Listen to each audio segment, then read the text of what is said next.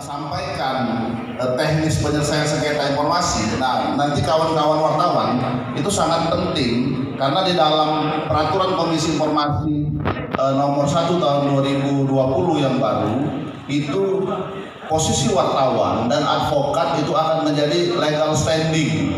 Jadi dia bisa menjadi pemohon dalam sengketa informasi. Nah, itu yang pergi yang baru, tapi itu belum diundangkan dalam lembaran negara. Jadi pertama, sebelum saya masuk ke sana, saya ingin sampaikan terlebih dahulu bahwa lembaga ini adalah lembaga negara yang independen, lembaga negara yang mandiri, yang dibentuk di tingkat provinsi, di pusat, provinsi, dan kabupaten kota. Tetapi sampai hari ini memang di seluruh provinsi itu sudah terbentuk. Kemudian di kabupaten kota itu baru di Bogor, di Cirebon, dan di Madura. Itu di salah satu kabupaten, Bangkalan kalau tidak salah. Jadi ada 3 yang di kabupaten kota. Artinya Lubuk Linggau juga ketika memang dirasa memang perlu kebutuhan terkait dengan keterbukaan informasi ini memang sudah ada, karena nanti penyelesaian sengketanya di Provinsi Sumatera Selatan kalau memang tidak ada Komisi Informasi itu bisa dibentuk di Lubuk Linggau, asal memang dari pemerintah kota Lubuk Linggau dan DPR-nya itu menyepakati terkait dengan anggarannya, karena memang anggaran kami ini dibebankan kepada, kalau kami Provinsi Sumatera Selatan, anggaran kami itu melekat dengan Pak Kadis ini, Pak Deswan. Jadi anggaran kami nempel di beliau.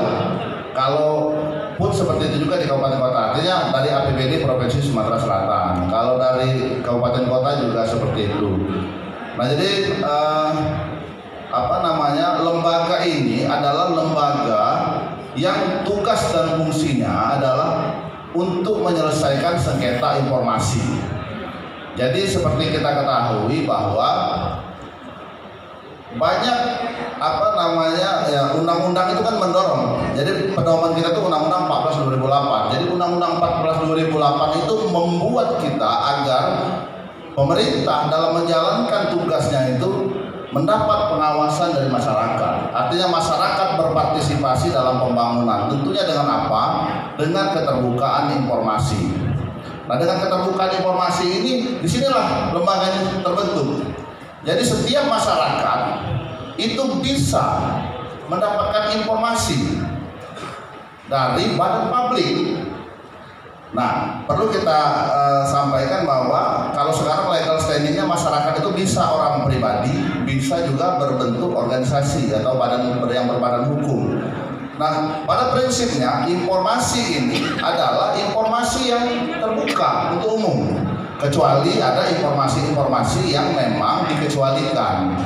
Jadi dalam pasal 17 Undang-Undang Keterbukaan Informasi itu diatur bahwa informasi yang tidak bisa kita ketahui itu atau katakanlah dikecualikan untuk diketahui itu adalah informasi yang menyangkut keamanan dan pertahanan negara, informasi yang terkait dengan proses penyidikan suatu perkara, informasi yang terkait dengan hubungan yang dapat mengganggu hubungan luar negeri, informasi yang terkait dengan persaingan usaha dan sebagainya, informasi yang terkait dengan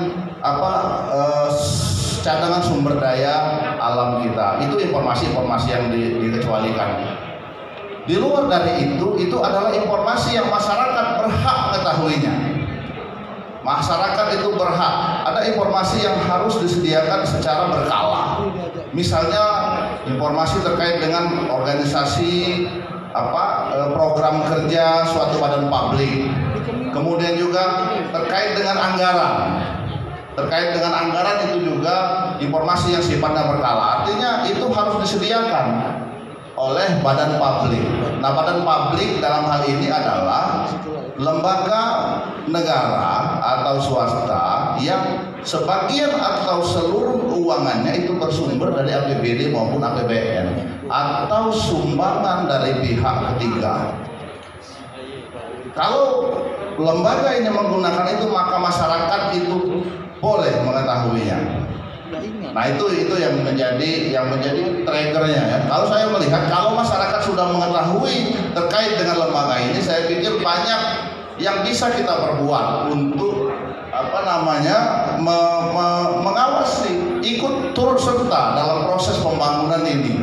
Jadi kita itu boleh mengetahui misalkan apa namanya RAK, rencana anggaran kerja dari pemerintah, atau laporan tahunan anggaran. Tetapi memang batasnya itu laporan keuangan misalnya, atau laporan pekerjaan, laporan kegiatan. Tidak detail, karena selama ini kalau kita lihat banyak pemohon informasi itu yang mau lihat sampai detail laporan kegiatannya, kwitansinya, dokumennya, itu tidak diperkenankan. Jadi memang itulah yang apa namanya yang harus kita pahami bersama. Saya sebenarnya ingin menjelaskan lebih detail terkait dengan teknisnya, tapi nanti silakan kawan-kawan pers, kawan-kawan wartawan itu bisa dibaca slide-nya terkait dengan penyelesaian sengketa informasi ini. Kemudian lagi yang ingin saya sampaikan bahwa kapan misalkan terjadi sengketa informasi. Nah itu juga yang harus kita pahami. Sengketa informasi ini ketika pemohon informasi itu memohon informasi kepada badan publik itu tidak ditanggapi atau tidak di apa namanya yang dimintanya tidak sesuai dengan apa yang diinginkan. Dia pemohon itu bisa mengajukan permohonan informasi ke BPID. BPID itu adalah pejabat pengelola data dan dokumentasi. Jadi di setiap SKPD itu ada, di setiap badan publik BUMN, kemudian juga OPD itu pasti ada. Di pengadilan juga ada itu apa namanya BPID-nya. Jadi masyarakat itu memohon permohonan informasi itu di BPID-nya. Kemudian dalam rentang waktu tertentu nanti diatur dalam Perki nomor 1 tahun 2013 itu kita mengajukan keberatan kepada atasan BPID kalau seandainya memang permohonan kita tidak ditanggapi atau tidak sesuai dengan yang kita mohonkan. Nah setelah itu baru kalau memang masih tidak bisa ditanggapi baru kami bisa menerima permohonan sengketa informasi. Nah jadi sekedar informasi bahwa Komisi Informasi Provinsi Sumatera Selatan karena memang di Sumatera Selatan belum terbentuk komisi informasi, jadi kita itu cukup tinggi intensitasnya ya, persidangan juga. Di tahun 2020 itu ada 103 permohonan sengketa, 103 permohonan sengketa informasi. Itu banyak terkait dengan permohonan informasi misalkan terkait dengan warkah tanah dari BPN, kemudian juga permohonan informasi terkait dengan ganti rugi lahan pembebasan di UIN Raden Patah, kemudian juga yang memang yang cukup banyak ini dari LSM Pak Wali. Jadi dari LSM itu kita saring betul. Jadi dari LSM itu biasanya dia minta anggaran. Dan desa kalau sekarang, desa dan dana pos. Jadi dana pos sekolah-sekolah itu banyak itu yang dimintakan informasi. Tapi memang kita tetap menerima dulu karena kita tidak bisa menolak permohonan informasi ya, karena memang ada mekanismenya. Jadi kita terima. Nanti pada saat persidangan kita lihat legal standingnya, kita lihat apakah permohonan informasi ini memenuhi atau tidak. Nanti akan kita putuskan. Nah terkait dengan persidangan saya sampaikan bahwa kita sama seperti pengadilan tapi dia kuasi yudisial. Jadi kita kuasi yudisial, nanti putusan Komisi Informasi ini bisa dimintakan banding kepada Pengadilan Tata Usaha Negara kalau badan hukum atau badan publik yang dimintanya itu adalah badan publik negara, atau pengadilan negeri kalau badan yang dimintakan itu adalah badan hukum swasta atau bukan negara gitu kan. Nah kita pernah di Kota Palembang itu ada putusan Komisi Informasi itu dikuatkan oleh Pengadilan Palembang terkait dengan permohonan informasi akte pendirian Lembaga Bantuan Hukum yang saat ini sekarang sedang mendampingi Kota Palembang LBH. Itu di tahun kemarin dimintakan dan itu diajukan keberatan kepada PN Palembang. Dan sudah diputus oleh PN Palembang menguatkan putusan Komisi Informasi. Nah, tinggal memang lagi kita harus bicara dengan pihak kepolisian, kemudian juga pihak pengadilan untuk terkait dengan ininya kan regulasinya. Kalau di pengadilan itu diatur di Peraturan Mahkamah Agung nomor 2 tahun 2011. Nah, itu terkait dengan tindak lanjut dari persidangan kita yang kuasi yudisial. Nah, jadi sekali lagi kami menyampaikan bahwa memang wartawan ini adalah sumber informasi, dia yang mencari informasi, menulis informasi, menyampaikan kepada masyarakat dan juga menjadi kontrol sosial. Ini tentunya sangat urgent ketika ini disampaikan kepada kawan-kawan pers, apalagi ke depan kalau memang itu sudah diundangkan dalam lembaran negara Perki nomor 1 tahun 2020 tersebut, maka kawan-kawan pers berhak untuk meminta informasi kepada badan publik terkait dengan yang saya sampaikan tadi. Nah, ini menjadi senjata yang sangat signifikan ketika memang kita ingin berkontribusi lebih baik pada bangsa dan negara ini. Itu yang pertama. Tetapi ya tentunya kami juga sebagai majelis komisioner, ya seperti juga hakim misalnya di pengadilan itu tahu kan, bisa melihat mana yang memang benar-benar sungguh-sungguh untuk memperoleh informasi dan mana yang memang mencari keuntungan dari posisi itu. Nah, itu juga peran kami dalam menyidangkan proses sengketa informasi itu. Mungkin itu sekilas dari yang saya sampaikan. Mungkin kita bisa sharing diskusi setelah ini terkait dengan jalannya. Karena kalau misalnya irisan dan SMS juga produksi wartawan, maka dia akan ada overlap, sehingga disepakati untuk menentukan sampai proses untuk merumuskan itu bisa 3 tahun. 3 tahun dari keputusan lahirnya merumuskan sampai kita sepakati kongres pada 9 Desember 2019. Nah, pada 2019 itu kita sepakati bahwa kita sudah bulan, kita menjadi bagian satu kesatuan sebagai mata dua sisi mata uang. Nah, ini kan hasil kongres bahwa kita tidak akan ada overlap, sehingga saling menguatkan antara PBI dan SMSI. Bagaimana SMSI hidup dan menghidupi media. Cara hidupnya adalah membangun usaha. Nah, tadi muncul pertanyaan dari Pak Wali Kota, bagaimana kalau medsos itu orang upload, dihitung viewer, itu dapat duit dari Google dan sebagainya. Bagaimana media online itu sampai hari ini yang memang tidak ada sumber mata air kehidupannya, apalagi media kecil. Untuk itu saat ini memang karena ini bagian dari pilar 4, negara harus hadir. Kalau daerah atau pemerintah harus hadir.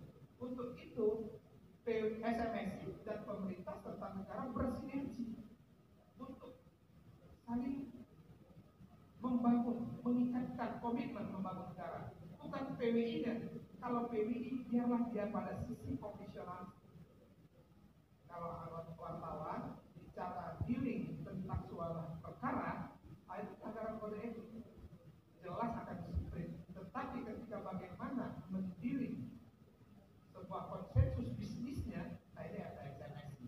Inilah bagaimana ke depan mensinergikan kebijakan. Kalaupun negara atau pemerintah akan hadir tanpa ada fasilitator, nah ini juga akan meruntuhkan marwah masyarakat pers sendiri.